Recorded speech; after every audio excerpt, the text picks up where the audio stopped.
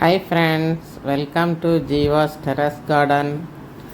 இன்றைக்கி நம்ம கார்டனில் பாலைவன ரோஜா நிறைய பூத்துருக்கு. சம்மர் தான் இதுக்கு பிடிச்ச மந்த். வெயில் நிறைய ஆக தான் இது நல்லா பூக்கும். அதனால தான் இதுக்கு பாலைவன ரோஜான்னு சொல்லி பேர்.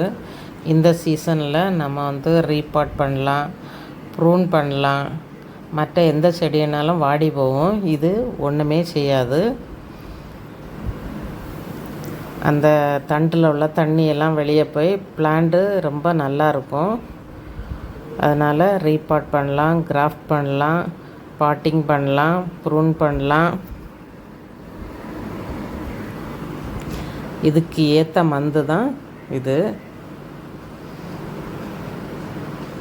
இதுக்கு நிறைய பாஸ்பரஸ் சத்து இருந்துச்சுன்னா நல்லாவே பூக்கும்.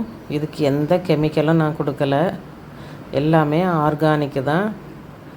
நான் என்ன பண்ணுவேன்னா seaweed gel, rock phosphate, phone meal, செம்மண், எரு, மணல் இதெல்லாம் நான் ஒரு 3 மாதமாக உள்ள மண் கலவையை வச்சுக்குவேன். அதை கொஞ்சமாக போட்டு விடுவேன். அதிலே இது நல்லா பூத்துருக்கு. இப்போ டபுள் பெட்டலோட சிங்கிள் பெட்டலில் வித்தியாசமான கலர் நிறைய வந்திருக்கு. அதுவும் வாங்கி வச்சுருக்கேன். மழை நேரத்தில் ரொம்ப கேர்ஃபுல்லாக இருக்கணும்.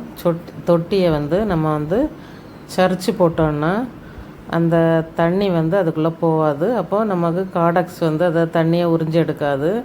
அதனால் மழை சீசன் ஒரு 3 மந்த்ஸுக்கு தொட்டியை சரித்து போட்டுட்டு அப்புறம் அது இலை வழியாக அப்சார்ப் பண்ணிக்கிறோம் அதுக்கு தேவையான தண்ணியை.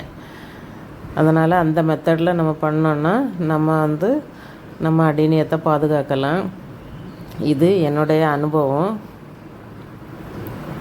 இப்போ வீடெல்லாம் ரிமூவ் பண்ணிடலாம். பாருங்கள் எவ்வளவு அழகாக பூத்துருக்கு அப்படின்னு சொல்லி.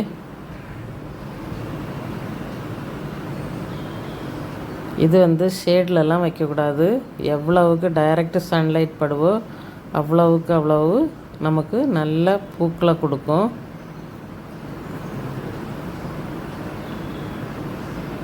அதனால் கெமிக்கல் போடணும்னு சொல்லி அவசியமே கிடையாது. பாருங்கள் எவ்வளவு அழகாக பூத்துருக்குன்னு சொல்லி. இந்த வீடியோ பிடிச்சிருந்துன்னா லைக் பண்ணுங்கள், ஷேர் பண்ணுங்கள், சப்ஸ்கிரைப் பண்ணுங்கள். தேங்க்யூ.